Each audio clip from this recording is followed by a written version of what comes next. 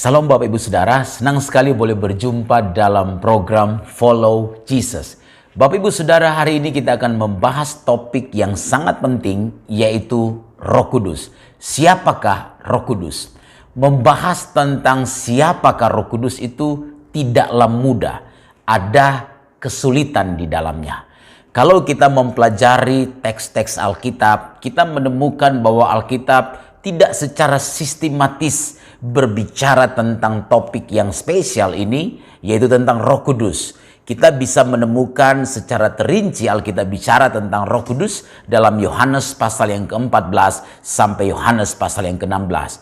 Namun di bagian-bagian lain dari Alkitab, kalau kita mempelajarinya, maka kita akan menemukan bahwa Roh Kudus seringkali disebutkan beriringan juga dengan masalah-masalah yang lain. Mendiskusikan Roh Kudus dalam wilayah kekristenan seringkali ada sebuah stigma bahwa kalau membahas Roh Kudus secara menonjol, maka seringkali ini dianggap sebagai golongan Pentakosta atau golongan karismatik. Bagaimanapun juga dalam berbagai perbedaan-perbedaan tersebut, kita perlu membahas tentang Roh Kudus secara proporsional dan secara tepat. Karena memang ini merupakan topik yang sangat penting yang kalau kita pelajari Alkitab ini diajarkan oleh Alkitab bagi kita semua. Nah, mengapa penting kita memahami topik mengenai Roh Kudus ini dengan benar? Pertama, Bapak Ibu Saudara, karena kita sedang berada di masa di mana karya Roh Kudus itu lebih menonjol dibandingkan dengan karya yang lain dari kedua pribadi yang lainnya dalam lembaga Allah Tritunggal tersebut. Karya Bapa itu lebih menonjol sepanjang Perjanjian Lama. Karya Sang Anak, yaitu Yesus Kristus, kita bisa melihatnya itu menonjol sepanjang kitab-kitab Injil sampai kenaikannya ke sorga. Sedangkan Roh Kudus yang itu telah menjadi pusat perhatian sejak hari Pentakosta ketika Roh Kudus diberikan kepada gereja, kepada orang percaya, Roh Kudus telah menjadi pusat perhatian yang didiskusikan di kalangan orang Kristen.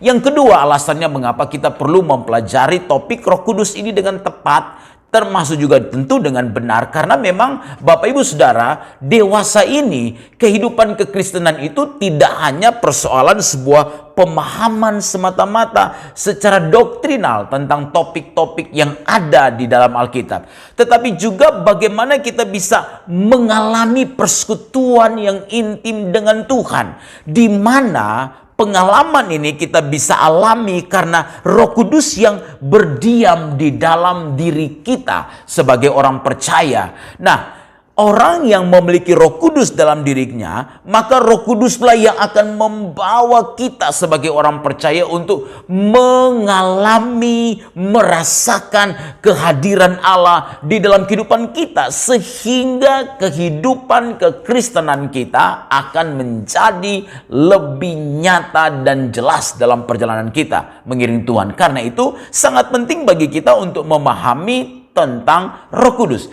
Nah, pertanyaannya, kalau begitu siapakah Roh Kudus? Alkitab menyatakan kepada kita begini Bapak Ibu, bahwa pertama Roh Kudus adalah pribadi. Yang kedua, Roh Kudus adalah Allah. Dia adalah pribadi ketiga dari Allah Tritunggal. Nah, sebagai pribadi, Roh Kudus itu dinyatakan melalui Alkitab bagi saya dan saudara. Di dalam Perjanjian Lama, kata roh itu berasal dari kata Ibrani ruah. Dan dalam Perjanjian Baru, kata roh itu berasal dari kata Yunani pneuma. Yang kedua kata ini seringkali diterjemahkan dengan angin atau dengan nafas. Nah, kalau di dalam Perjanjian Lama, Roh Kudus itu hadir untuk memberikan kuasa bagi orang-orang saleh, bagi orang-orang saleh yang ada pada masa Perjanjian Lama yang sifatnya temporer. Maka di dalam Perjanjian Baru, Roh Kudus itu hadir sebagai pribadi yang bukan hanya menghinggapi kita sebagai orang percaya, tetapi mendiami kita sebagai orang percaya. Karena itu Bapak Ibu Saudara, Roh Kudus bukan sekedar sesuatu. Roh Kudus itu bukan satu daya, Roh Kudus itu bukan satu kekuatan, Roh Kudus itu bukan satu kuasa yang tidak berpribadi.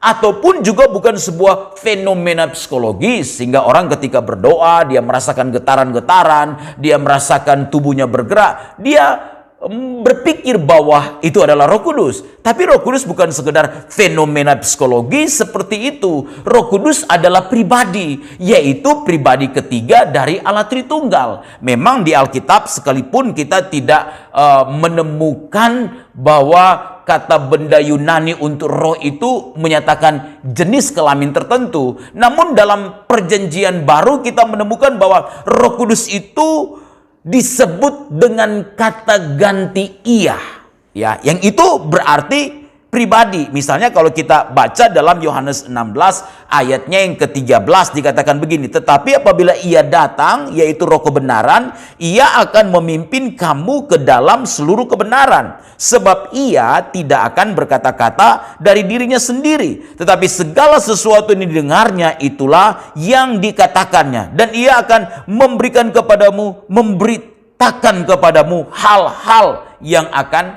datang. Nah, Bapak Ibu Saudara, Roh Kudus adalah pribadi terlihat dari kata ganti ia yang dituliskan di dalam Yohanes 16 ayat yang ke-13 ini.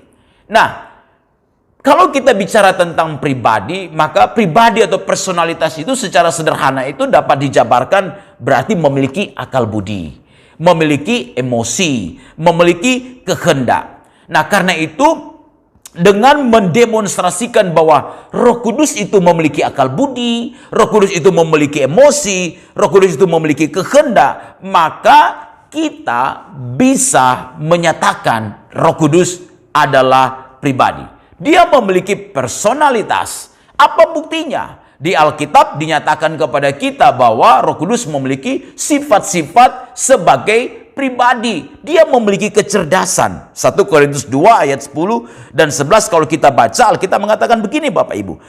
Karena kepada kita Allah telah menyatakannya oleh Roh, sebab Roh menyelidiki segala sesuatu, bahkan hal-hal yang tersembunyi dalam diri Allah. Siapa gerangan di antara manusia yang tahu apa yang terdapat di dalam diri manusia selain roh manusia sendiri yang ada di dalam dia? Demikian pula lah, tidak ada orang yang tahu apa yang terdapat dalam diri Allah selain roh Allah. Nah, Bapak Ibu Saudara, ini mau menunjukkan kepada kita bahwa Roh Kudus memiliki kecerdasan. Dia mengetahui, dia menyelidiki segala sesuatu. Dia memiliki pikiran. Dia mengajar kita, orang percaya, dituntun kepada seluruh kebenaran. Lalu sebagai pribadi itu, Roh Kudus itu memiliki perasaan. Bapak Ibu bisa menemukan ketika Paulus berkata jangan mendukakan roh Allah dalam Efesus 4 ayat 30, itu mau menunjukkan kepada kita begini ketika Alkitab berkata jangan mendukakan roh Allah, bahwa sebuah pengaruh tidak dapat merasakan duka cita, tidak memiliki emosi. Kalau Roh Kudus dapat berduka cita karena segala tindakan orang percaya yang tidak berkenan kepadanya, maka itu menunjukkan bahwa Roh Kudus adalah pribadi. Dia merasakan apa yang kita rasakan karena dia memiliki perasaan. Roh Kudus juga memiliki kehendak sebagai pribadi. Bapak Ibu, dia menggunakan kehendaknya. Untuk apa? Untuk membagikan karunia-karunia kepada gereja, kepada tubuh Kristus, kepada orang percaya, seperti yang dituliskan di dalam 1 Korintus pasalnya yang ke-12 ayat yang ke-11. Dia juga memimpin kita dalam seluruh aktivitas kita sebagai orang Kristen. Karena itu menunjukkan bahwa Roh Kudus itu adalah pribadi. Dia memiliki kecerdasan, dia memiliki pengetahuan, dia memiliki emosi, dia memiliki kehendak. Nah, kalau Roh Kudus adalah pribadi, berarti bagaimana dengan kita sebagai orang percaya dalam memperlakukan Roh Kudus yang adalah pribadi, yang telah mendiami kita, tubuh kita yang kata Alkitab adalah bait Allah. Maka kita bisa berbicara dengan Roh Kudus dalam masa-masa yang kita alami, masa-masa yang kita merasa tidak berdaya, kita merasa tidak mampu, kita merasa sukar, kita merasa sulit menjalani dalam perjalanan yang kita lalui di dunia ini. maka berbicaralah kepada Roh Kudus. Dia mendengar kita dan dia bisa berbicara kepada kita. Maka bercakap-cakaplah dengan Roh Kudus. Bangunlah sebuah relationship yang begitu intim dengan Tuhan. Dengan Roh Kudus yang ada dalam diri kita, dia bukan hanya mengajar kita segala sesuatu, tapi dia menuntun kita kepada segala kebenaran. Karena itu kalau Roh Kudus berdiam di dalam diri kita, Bapak Ibu Saudara, maka kita akan hidup dalam kebenaran. Kalau kita perhatikan sebagai pribadi, maka kita menemukan Alkitab mencatatkan Roh Kudus itu bisa dibohongi. Roh Kudus itu dapat ditentang. Roh Kudus itu dapat berduka cita seperti saya katakan. Dia juga bisa dihujat. Kalau bukan pribadi, maka tidak bisa diperlakukan dengan hal-hal seperti itu. Perlakuan bahwa Roh Kudus dapat ditentang, Roh Kudus dapat dihujat, Roh Kudus dapat dihina, Roh Kudus dapat berduka cita, menunjukkan bahwa Roh Kudus adalah pribadi. Nah, yang kedua, siapakah Roh Kudus? Bapak Ibu, Roh Kudus itu bukan sekedar pribadi, tapi dia adalah Allah. Dia adalah pribadi ketiga dari Allah Tritunggal. Kalau kita selidiki pengakuan iman rasuli yang sangat populer, yang telah menjadi pengakuan dari gereja-gereja yang ada di muka bumi ini, maka kita akan menemukan begini, Bapak Ibu, bahwa di dalam pengakuan iman rasuli yang menjelaskan tentang Allah Tritunggal, kita menemukan bagian pertamanya itu berbicara tentang Allah yang berada di atas kita. Kita menyebut itu dengan Allah Bapa dalam sisi teologisnya. Lalu bagian kedua itu bicara tentang Allah yang beserta kita. Atau itu adalah Yesus Kristus, pribadi kedua dari Allah Tritunggal. Kita menyebut itu dalam pengertian teologis sebagai Allah Anak. Lalu bagian yang ketiga itu adalah Allah di dalam kita. Dan itu menunjuk kepada Roh Kudus. Nah, ketiganya adalah esa. Nah, pemahaman Roh Kudus adalah Allah di dalam kita, itu tentu kita tidak maknai bahwa Roh Kudus itu adalah seperti unsur rohani yang berada di dalam diri manusia. Tetapi Roh Kudus yang ada di dalam diri kita itu adalah Allah sendiri yang berasal dari luar, yang telah dijanjikan oleh Bapa bahwa kita tidak pernah akan dibiarkan sebagai yatim piatu, tetapi kita akan diberikan Roh Kudus yang akan menuntun kehidupan kita, dan itu diberikan pada hari Pentakosta. Nah, itu adalah Allah yang berasal dari luar, yang datang kepada kita dan boleh berkenan menciptakan baginya suatu tempat yang kudus di dalam hati saya dan saudara sebagai orang percaya. Dengan kata lain, Roh Kudus mengadakan suatu hubungan yang sebelumnya tidak terdapat antara manusia dengan Allah. Kalau Roh Kudus ada dalam diri kita, maka ini akan membangun sebuah relationship yang begitu dekat dengan Tuhan.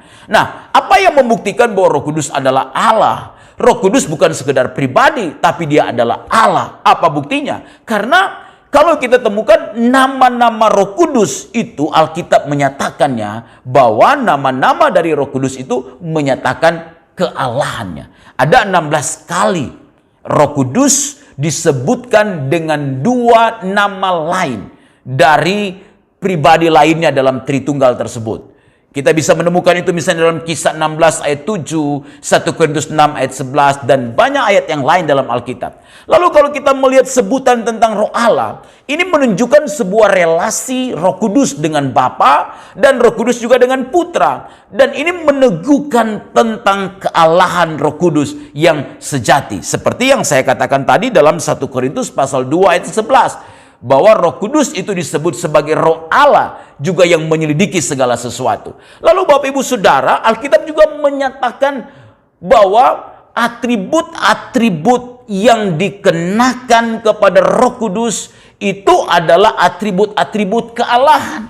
Misalnya, Roh Kudus Maha Tahu karena dia menyelidiki segala sesuatu, bahkan hal-hal yang tersembunyi. Kita tidak bisa menyembunyikan apapun dari Roh Kudus. Kita tidak bisa menyembunyikan segala sesuatu dari Roh Kudus. Karena dia Maha Tahu. Dia tahu jalan hidup kita. Dia tahu langkah-langkah kita. Kita tidak bisa kemudian berdoa dan berpura-pura seperti Roh Kudus tidak tahu apa yang kita alami, apa yang kita lakukan dalam hidup ini. Dia tahu segala sesuatu. Karena itu kalau kita salah, kita minta ampun, kita bertobat, kita datang kepada Tuhan, kita disucikan, kita dipulihkan, lalu kita terus membangun hubungan dengan Tuhan dan bertumbuh dewasa di dalam Tuhan. Roh Kudus juga Maha Kuasa, Bapak Ibu Saudara. Kemahakuasaan Roh Kudus itu dapat kita lihat ketika Roh Kudus juga mengambil bagian dalam penciptaan. Di Kejadian 1 ayat yang kedua, Roh Kudus itu terlihat seperti melayang-layang di atas ciptaan. Roh Kudus memberikan kehidupan pada ciptaan. Bahkan di dalam Lukas 1 ayat 35 kita menemukan bahwa Alkitab menyatakan bahwa Roh Kudus itulah yang menyebabkan kelahiran Yesus dari seorang perawan yang bernama Maria. Roh Kudus juga Maha Hadir, Bapak Ibu. Kita bisa menemukan itu di dalam misalnya Yohanes 14 ketika Alkitab berkata, dunia tidak dapat menerima dia sebab dunia tidak melihat dia dan tidak mengenal dia, tetapi kamu mengenal dia sebab ia menyertai kamu dan akan diam di dalam kamu. Jadi waktu Alkitab berkata Roh Kudus akan diam di dalam kita, kepada kita orang percaya yang telah percaya Yesus, kita terima Roh Kudus dan Roh Kudus berdiam. Ini dialami oleh semua orang percaya dimanapun dia berada. Bapak Ibu, kalau kita sedang beribadah hari Minggu, maka hari Minggu kita beribadah sebagai harinya Tuhan, hari kebangkitan Tuhan. Maka pada jam yang sama, detik yang sama, kemudian seluruh gereja di muka bumi ini beribadah, maka Roh Tuhan hadir di situ. Itu menunjukkan kemahadiran dari Roh Kudus yang membuktikan dia adalah Allah. Nah, atribut-atribut kealahan yang dikenakan kepada Roh Kudus itu membuktikan bahwa Roh Kudus adalah Allah, bukan sekedar fenomena psikologis dan bukan sekedar pribadi. Bapak Ibu, Alkitab juga mengatakan bahwa Roh Kudus itu kekal. Ibrani 9 ayat 14 menyatakan Roh Kudus itu adalah roh yang kekal. Alkitab menyatakan kepada kita juga di satu sisi bahwa kalau kita menghujat dan berdusta kepada Roh Kudus, maka itu adalah sama seperti kita melakukan itu kepada Allah. Kalau Bapak Ibu periksa dalam Kisah Rasul 5 ayat 3-4, Petrus mengatakan kepada Ananias bahwa kalau dia mendustai Roh Kudus, maka dia sedang mendustai Allah. Bapak Ibu yang dikasihi oleh Tuhan, Roh Kudus itu adalah Allah. Dia adalah pribadi ketiga dari Allah Tritunggal yang layak kita hormati. Yang layak kita hormati kehadirannya dalam hidup kita, karena dia Maha Hadir, bukan cuma berdiam dalam diri kita, tetapi dia hadir di dalam seluruh aspek kehidupan kita sekalian. Mari kita bergantung kepada Roh Kudus. Ikutlah pimpinan Roh Kudus. Biarlah hidup kita dituntun oleh Roh Kudus, sehingga kehidupan kita akan menjadi kehidupan kekristenan yang bertumbuh dewasa setiap hari. Dalam kedewasaan terus kita bertumbuh, berjuang untuk terus menjadi serupa dengan gambaran anaknya. Tuhan Yesus memberkati kita. Shalom.